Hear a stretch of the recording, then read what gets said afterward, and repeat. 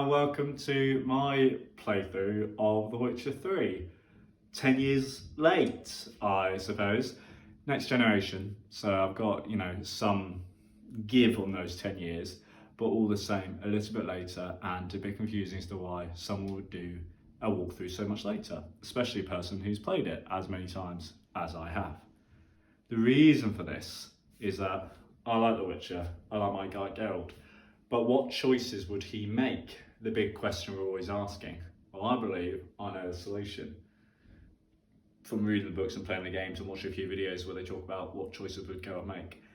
And this is my attempt at providing a narrative of The Witcher 3 based off the choices this little guy makes. One of the reasons why I'm doing these inside the episodes is that I don't want my face and words and my rambling to get in the way of the stuff that you want to see.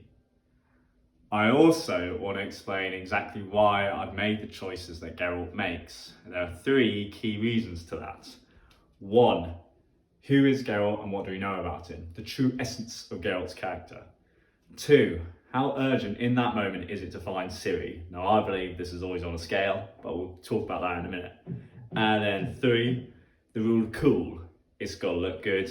I might change certain edits so that it foreshadows things. Hint, hint, nudge, nudge. When I'm talking about the essence of Geralt, I'm talking about two main things in particular. One, through the stories and the games and the books and kind of the Netflix shows, but not really. We know that Geralt looks after his loved ones, he looked after his friends. He will go to great lengths for them, such as saving Triss from Loch Moyne, spoiler, for him hunting Ciri down, for hunting Yennefer down from the Wild Hunt. All this, he will go to great lengths and he'll protect his friends because he cares for them. And two, Geralt, in terms of his witchery work, he's one of the witchers that will try and lift a curse, even if it's hard, even if it's a more difficult thing. He has this inbuilt, innate, will to always try and do the right thing. And in that case of doing the right thing, some of which is curing people as opposed to just slashing them up. Two, the urgency to find Ciri. Now, I already said, I believe this is a bit of a scale, and it's the one slight tick up that this game has in terms of pacing, just because there's so much good content in the game and Gwent that you end up sort of putting Ciri on the sidetrack in your search for her to go do all these cool things. Now, I think there is a lore-friendly reason to this, kind of. The urgency to find Ciri only comes up every now and again and tips and scales depending on who speaks to them. Now, later on, you're going to get this, obviously, when we meet a person called Avalak, who mentions, hurry, hurry, Ciri's in trouble. Slight spoiler alert, I apologise. But otherwise, Geralt knows that Ciri is incredibly powerful and sort of flies through time and space, essentially.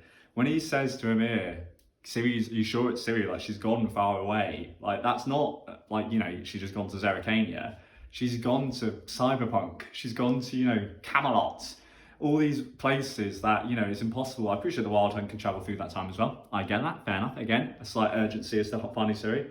But Ciri's been trained by witches to fight really well, which she can do. Killed Bonhart, killed a bunch of people in the bars. Traumatic, sure, but she's still skilled with the sword.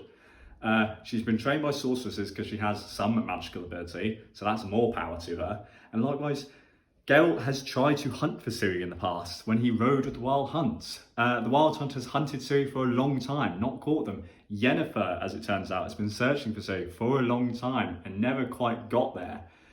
So there's all this panic and worry and stress, but I think Geralt believes in Ciri. He does. He is not so stressed that he has to teleport to Velen. He'll happily take the 5 days to get there. He's got to eat and sleep and rest and pay for trips to Skellige and so on, so on. It's only in moments where he really does pick up on a big lead of Ciri that's when his focus would go straight to her. And I'm not saying throughout the episodes, Geralt's going to go off here, then everywhere. It'll always be Ciri. That'll be the main thing. But that is what I'm talking about in terms of why I make certain choices and what Geralt, when he comes across things, when he stumbles into it in life, what his reaction would be to that. Finally, the rule of cool. This mainly just comes into the editing. The game's brilliant. There's a few mistakes here and there. Everyone knows the reasons of states is a bit of a silly quest, so on, so on. But how I want to present this episodic Witcher 3 Geralt's tale to you will be through the use of cinematics, will be through the use of, slightly shorter, more intense fights as opposed to a death march 1 hour slogfest where I constantly die, because I don't think that's what you want to see. As cool as it is, do watch that from other people's channels. But yeah, if Geralt can do something cool in the moment, like include a cinematic, or maybe I'll slightly tweak what is said just to present it as in the best frame, or maybe I'll wander down into, you know, an area which might foreshadow something later. That's the reason why. So, with all that said, let's get inside the episode proper with episode 1 of Geralt's Tale. So, we start off with the cinematics, and that's mainly because they're really cool. Killing Monsters, the trailer, is a really cool trailer. Look at this guy. I hate myself. They did such a brilliant job with it, and I wanted to include it. And not just for the really cool, but also it's a really nice demonstration of what Vesemir and Geralt have been doing since the end of Witcher 2 and beginning their search to find Yennefer, after Letho let them know she's about. It's also, if you've read the books, it's basically baptism of fire. The whole of that book is essentially Geralt walking through the war-torn continent during the Nilfgaardian second invasion, and he just gets up to escapades. He does contracts, kind of. He helps people out. He meets Regis. He goes with Cahir. He's with Milve, Dandelion, and Zoltan and such. And they just wander through in their search for Ciri. That's the whole point. So what are you doing? Killing monsters. And yeah, it's just really, really cool. And then we move on to the dream sequence, which again, really important. Geralt, again, throughout the books, he has dreams when Ciri is in danger. So does Cahir a little bit. But again, read the books. They're really, really good. They have dreams when Ciri's in danger, and this is the perfect example of that. I think, as we're talking about the urgency to find Ciri, yes, right now he doesn't think she's back. He's just dreaming about her. But it starts the process off in his mind. And although we don't see another dream sequence sort of come into The Witcher 3, I might dabble it here and there, because I think it is important to remember that Ciri is in danger. There is a threat. The Wild Hunt's being that existential threat, you know, coming out of the wilderness and just rocking up on their big boats, and, you know, everyone's freezes in place. Geralt would have that genuine fear. So all of a sudden he feels bad. He hasn't met Yennefer yet. He's missing Ciri. He fears for Ciri. He doesn't quite know what it's all about. And we're left with the perfect opening.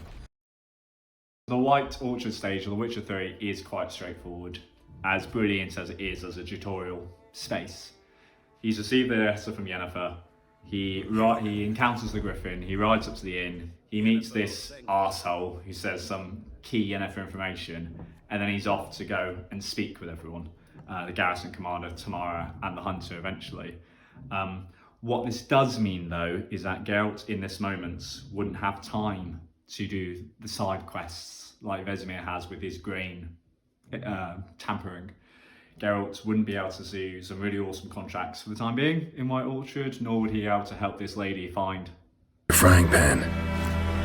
Mine? And likewise, little tidbit here. Geralt would not have time to play Gwent in this.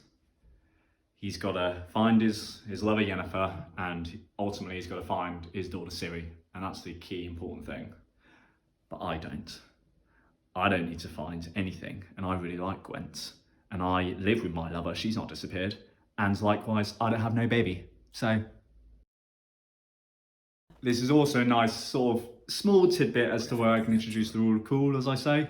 While Geralt's having his chat with Tamara, she mentions that the Griffin attacked this lady, and that's why she's injured. But this was during the night while she was sneaking off to go see a lover boy. Ooh, kiss kiss. I really like the idea that the Griffin that we saw in the trailer is that incident, unfortunately.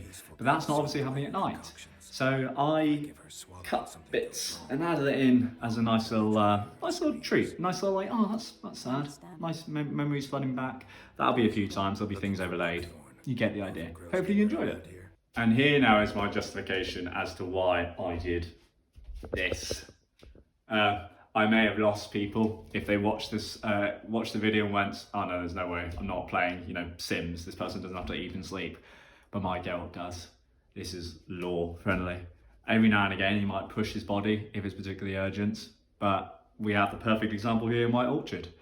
When he finished up with Tamara, it was raining as hell. And if you wander about the village during that time, actually all the villagers are saying that the griffin doesn't doesn't fly. The griffin doesn't fly when it's wet. The griffin's also just eaten a donkey. So I think probably quite full and not really caring for the bait right now. But it was just the perfect opportunity to fit this in. Geralt would want to rest because he's had a long day. He'd want to be ready for the griffin fight the next day. It's going to be tough. It's a big old, it's a big old griffin. And as I say, the griffin wouldn't be out at that time. It makes perfect sense. He also has a bit of a discount on the inn because he saved Bram. Thank you, Geralt. Further, Geralt isn't going to go in that moment to go get the buckthorn because then he's stuck with buckthorn stinking up his room. No one wants that. No, what? It's like links. It's like links on the underground. No, thank you. And it's time for that cinematic fight, as I said. And I really enjoyed making it. It's a bit wibbly wobbly. It doesn't quite work in certain places, but that's the general idea of how I'm going to tackle these big boss fights. They won't just be the slogging, as I say. It will be a bit intercut, and hopefully it's something enjoyable to watch and look at. Geralt returns to the inn. He has a good old scrap. He finds out the information about Yen, but it doesn't matter because she rocks up anyway. They ride to Vizima, saying their goodbyes. Wild Hunt comes again. They're coming. They are a threat. They can sort of rock up anywhere. So that's another sort of inkling into Geralt's psyche at that time. And they rock up to Vizima, where Geralt doesn't get stuck outside the walls and deals with a little boy called Erwin. And he has the conversation while getting his beard trimmed. The choices, I think, are quite self-explanatory. I think he would have spared the Lafayette, the guy. He would have spared this guy because there's no need to kill him. Geralt had no issue with him. He just had to defeat him to win the castle, and that's what he did. So, boom, easy. Geralt would have saved Triss in Witcher 2. This is mainly just because he cares about Triss. It's as simple as that. He would have gone after Triss after Letho kidnapped her and everyone got involved. He was with Triss at the time. They were in a relationship despite the fact they then broke up. So he's going to go after her. I believe Geralt would have spared both Sila de Tanzaville and Letho. I don't think he'd take it upon himself as judge, jury and executioner with either. I don't think he just let it happen to Sila de Tanzaville with the megascope. So I think he'd help her out. Likewise, Letho. As messy as it is, I don't think he was looking to kill him. Letho and he, obviously, when they hear the backstory, there's plenty of favours that both persons have given the other. And I think it was just this situation where they all got a bit caught up. It doesn't mean Geralt has to kill him. He's thankful that Letho, saved Yennefer in the past, looked after her then. The one big exception to this rule, and I apologise because if Yurvith had been in Witcher 3, it would have been this way. But I chose the Roach path. He went with Roach. I do not believe he'd actually do this. I believe in Witcher 2, Geralt would have given the sword to Yurvith during the fights because Yurvith was helping him out at the time, and I don't think Geralt would just abandon him like that. And likewise, Yurvith wanted to leave straight away after that to go find Triss, which is what Geralt wanted to do. And he wouldn't have bothered, saving the town from this flotsam garrison commander like Roach wanted to. He'd be on his way to go and save Triss and maybe get Letho and clear his name and such. So it would have been Yurvith. However, as I say, spoiler alert, sorry, Yurvith is not in Witcher 3 and Roach is. And the relationship that they have in Witcher 3, I think is best makes sense if Geralt had gone with Roach in Witcher 2. Likewise, I don't think there's anything bad with going with Roach. As I say, he would have given the sword and he would have wanted to go immediately. So both those things mean that Yurvith would have been free to have left immediately and also subsequently would have left. I don't think it's a bad thing to go with Roach though. Roach helped him out of prison. He'd sort of promised Roach he'd help him find Letho. Yeah, they would have been fine as well. Roach is a bit of a bro, so here we go. Finally, I then skipped the bowing scene because you don't really need to do that. When Geralt goes in to meet Emir, then he doesn't bow because he never learned how, and that's sort of the rest of it. It all flows quite naturally. He's told about Ciri. He gets the information from Yennefer, who makes a little I missed you and I love you and all, but you and Triss, what the fuck's that about? And then Geralt hears about what's happening in the world. I do think Velen would be his first port of call.